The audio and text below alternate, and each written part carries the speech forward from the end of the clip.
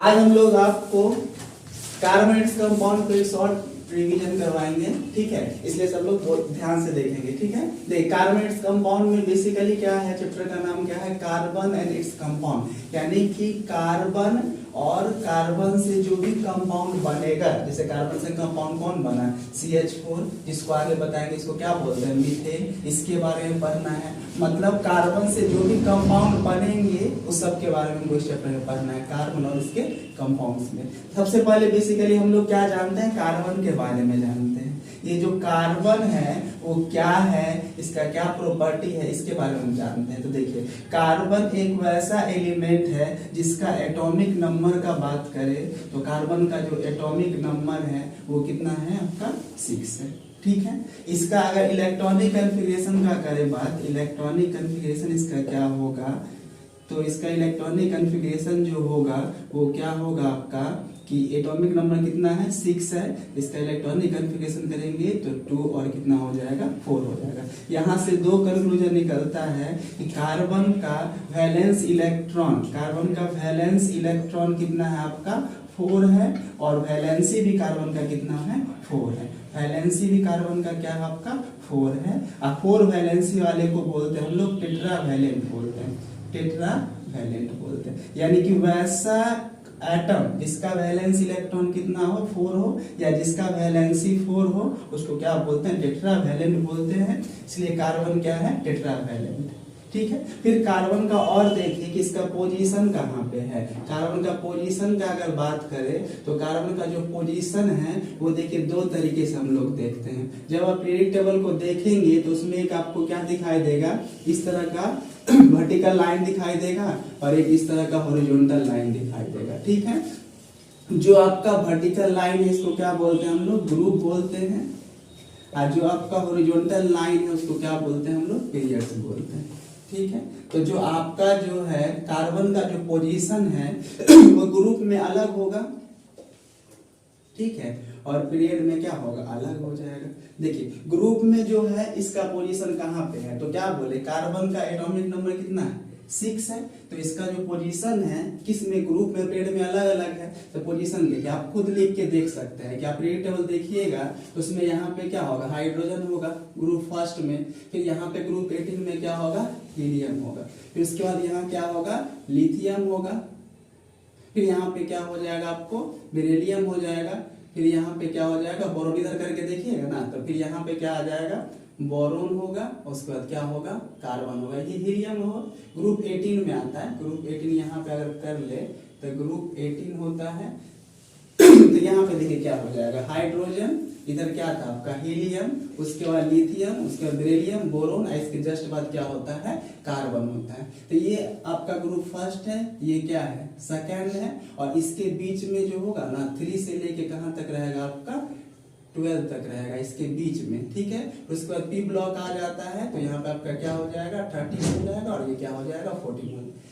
इतना आपको याद नहीं रखना है, सीधा याद रखना है कि कार्बन का जो पोजीशन है वो ग्रुप में कितना नंबर में आ रहा है, तो 14। कार्बन कौन से ग्रुप में होगा, 14 ग्रुप में होगा। आप पीरियड का बात करें तो देखिए ये फर्स्ट पीरियड है, ये कौन सा पीरियड है, सेकंड पीरियड है, तो कार्बन किस में होगा, सेकंड पीरियड में होगा, ठीक है। फिर से देखिए तो कार्बन का पोजीशन बोले ग्रुप में अलग है और पीरियड में अलग है। कार्बन का पोजीशन ग्रुप में कितना नंबर पे आ रहा है, 14 नंबर पे। अब इसको देख लीजिए थोड़ा, यहाँ पे ये हो गया, लेकिन 14 नंबर पे क्या आपका ग्रुप जो है उसमें क्या आता है, कार्बन होगा, ठीक है। पीरियड का बात करें तो सेकंड पीरियड में आपका क्या आ रहा है, कार्बन आ रहा है। और इसका देखते हैं कार्बन का और प्रॉपर्टी देखिए कार्बन एक यूनिक एलिमेंट है। देखिए कार्बन जो है वो आपका क्या है, यूनिक एलिमेंट है। यूनिक एलिमेंट कहने का क्या मतलब हो गया कि हर एक चीज ऑलमोस्ट कार्बन से मिलके बना हुआ। हर एक चीज कहने का मतलब कि हम लोग जो है, हम लोग सेल से मिलके बने हुए हैं। सेल का बेसिक यूनिट क्या होता है, प्रोटीन होता है, प्रोटीन एमिनो एसिड से बना होता है, उसका भी फॉर्मूला में देखा तो कार्बन आएगा।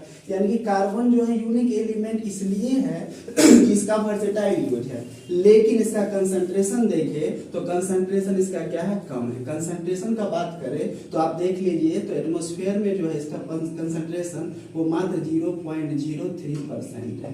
उसमें भी फ्री नहीं है, ये क्या है, कंबाइंड स्टेट में है, किसके फॉर्म में है, गैस के फॉर्म में, ठीक है। यानी कि कार्बन यूनिक एलिमेंट होते हुए भी उसका कंसंट्रेशन कम है। कंसंट्रेशन अगर एटमॉस्फेयर में बोले तो 0.03% है, जो किसके फॉर्म में, गैस के फॉर्म में है, और बोले अर्थ पे तो 0.02% है, जो कहाँ पे है, ये अर्थ पे, ठीक है। इतना इंपॉर्टेंट होने के बाद भी इसका ये है। फिर देखिए कार्बन का, देखिए और इसका प्रॉपर्टी देखिए, कार्बन का और प्रॉपर्टी देखिए तो कार्बन का क्या होता है कि एलोट्रॉप्स का बात कर लेते हैं, कार्बन का एलोट्रॉप्स का कर लेते हैं बात। तो कार्बन का 3 एलोट्रॉप्स होता है, कितना एलोट्रॉप्स, 3 हो जाएगा। एलोट्रॉप्स किसको बोलेंगे, पहले उसको समझ लेते हैं ना, फिर 3 को डिस्कस करेंगे। देखिए एलोट्रॉप्स जो है ना, उसको तोड़ के थोड़ा देखिए, इसको 2 पार्ट में तोड़ दीजिए, एलो प्लस क्या हो जाएगा, ट्रॉप्स हो जाएगा। देखिए एलो मतलब क्या हो गया, डिफरेंट हो गया, एलो मतलब क्या हो गया, डिफरेंट हो गया, ठीक है। ट्रॉप्स मतलब क्या हो गया, फिजिकल फॉर्म हो गया, फिजिकल फॉर्म हो गया। मतलब एलोट्रॉप्स किसको बोलेंगे, देखिए कि वैसा एलिमेंट, 2 या 2 से ज्यादा एलिमेंट, वैसा एलिमेंट जिसका क्या होगा, डिफरेंट फिजिकल फॉर्म होगा, लेकिन केमिकल फॉर्म क्या होगा, एक ही होगा। मतलब केमिकल फॉर्मूला सबका एक ही होगा। जैसे कार्बन का बोले कितना एलोट्रॉप्स है, 3 एलोट्रॉप्स है, इसको यहाँ पे कर लेते हैं। अगर कार्बन का 3 एलोट्रॉप्स है, क्या क्या बोले, डायमंड है, फिर आपका क्या है, ग्रेफाइट है, फिर आपका क्या है, फुलेरिन। इसको बकमिस्टर फुलेरिन बोलते हैं, लेकिन फुलेरिन शॉर्ट में लिख देते हैं, फुलेरिन है। तो ये सब कार्बन का ही बना हुआ, ये तीनों किसका बना हुआ, कार्बन का है। सबका केमिकल फॉर्मूला देखे तो सब में कार्बन आएगा ही, सबका केमिकल प्रॉपर्टी में कार्बन आएगा ही, लेकिन फिजिकल फॉर्म में देखिए ये सबसे हार्ड होता है, ये उससे क्या होता है, सॉफ्ट होता है। फुलेरिन का अलग स्ट्रक्चर होता है, फुटबॉल लाइक स्ट्रक्चर होता है, ठीक है। तो ये तीनों क्या है, अलग अलग है फिजिकल फॉर्म में, लेकिन केमिकल फॉर्म में तीनों क्या है, एक ही है। तो एलोट्रॉप्स किसको बोलेंगे कि वैसा 2 या 2 से ज्यादा कंपाउंड या एटम एलिमेंट, जो बोलिए कि वैसा 2 या 2 से अधिक एलिमेंट जिसका फिजिकल फॉर्म क्या हो, डिफरेंट हो, लेकिन केमिकल फॉर्मूला, केमिकल फॉर्म क्या हो, सेम हो, उसको क्या बोलेंगे हम लोग, एलोट्रॉप्स बोलेंगे। तो कार्बन का कितना एलोट्रॉप्स है, 3 एलोट्रॉप्स है। तीनों को यहाँ पे हम क्या कर दिए, आपको एक्सप्लेन कर दिए, ठीक है। आप तीनों का जब स्ट्रक्चर देखेंगे तो वह स्ट्रक्चर भी क्या होगा, डिफरेंट होगा, ठीक है। आप लोग का नेक्स्ट टॉपिक जो है वो वाइटल फोर्स थ्योरी है। वाइटल फोर्स थ्योरी का मतलब समझ देखिएगा, वाइटल का मतलब होता है, वाइटल का मतलब मुख्य, मतलब क्या, इंपॉर्टेंट, मतलब सबसे मुख्य फोर्स के बारे में बना हमको। यानी कि ये क्या हो गया, इसको समझते हैं कि वाइटल फोर्स थ्योरी कहा क्या रहा था, कि वाइटल फोर्स थ्योरी के अकॉर्डिंग क्या है कि ऑर्गेनिक कंपाउंड, ऑर्गेनिक कंपाउंड किसको बोलते हैं, ऑर्गेनिक कंपाउंड वैसा कंपाउंड जो किससे मिलके बना होगा, कार्बन से और उसका कंपाउंड से मिलकर बना होगा। कार्बन इट्स कंपाउंड को ही हम लोग क्या बोलते हैं, ऑर्गेनिक कंपाउंड बोलते हैं। ये किसके अकॉर्डिंग बता रहे हैं हम लोग, वाइटल फोर्स थ्योरी के अकॉर्डिंग बता रहे हैं। वाइटल फोर्स थ्योरी कौन दिए थे, तो क्या दिए थे आपको, जे बर्जीलियस दिए थे, जे बर्जीलियस दिए थे आपको, ठीक है। बर्जीलियस सर जो हैं वो वाइटल फोर्स थ्योरी दिए, उनके अकॉर्डिंग क्या था कि कोई भी ऑर्गेनिक कंपाउंड, ऑर्गेनिक कंपाउंड का नया क्या मतलब, कार्बन और उसके कंपाउंड जो होगा वो क्या होगा, या तो आपको एनिमल से आएगा या तो किससे आएगा, प्लांट से आएगा, उसको हम लोग लैब में नहीं बना सकते। यानी कि वाइटल फोर्स थ्योरी क्या बोल रहा है कि वाइटल फोर्स थ्योरी बोल रहा है कि जो भी ऑर्गेनिक कंपाउंड होगा, ऑर्गेनिक कंपाउंड मतलब कार्बन और उसके कंपाउंड जो होंगे, उसको हम लोग लैब में नहीं बना सकते हैं। वो केवल और केवल कहां से आएगा, या तो एनिमल से आएगा, नहीं तो प्लांट से आएगा। इसी को वो क्या बोले, वाइटल फोर्स थ्योरी बोल दी, ठीक है। ये थ्योरी चलता रहा, लेकिन बाद में एक और साइंटिस्ट आए जिसका नाम फ्रेडरिक ओहलर। फ्रेडरिक ओहलर जो साइंटिस्ट आए वो क्या किए कि अमोनियम साइनाइड से, NH4CNO, इसको अमोनियम साइनाइड बोलते हैं, अमोनियम साइनाइड, ठीक है। अमोनियम साइनाइड को जब गर्म किए, हीट किए, तो ये रीअरेंज होके, इस गर्म की हीट का सिंबल ये होता है, तो क्या बन गया, सबसे पहले यूरिया बन गया। सबसे पहले लैब में क्या बना है, यूरिया।